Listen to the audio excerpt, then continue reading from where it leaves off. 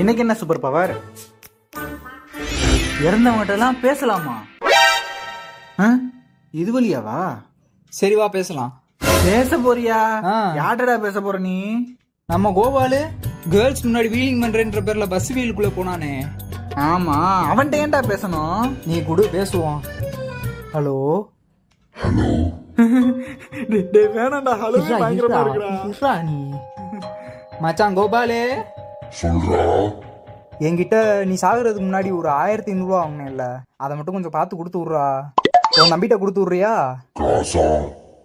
சரி, நானே நைட்டு 12 மணிக்கு உன் வீட்டுக்கு வந்து தரேன். எப்படியோ கொடுத்தா சரி. சரி இந்தா மச்சான், இன்னும் 2 மணி நேரம் தான் இருக்கு. நான் போய் காசு வாங்கிட்டு வந்துடுறேன். சரியா? காசை வாங்கிட்டு வரியா?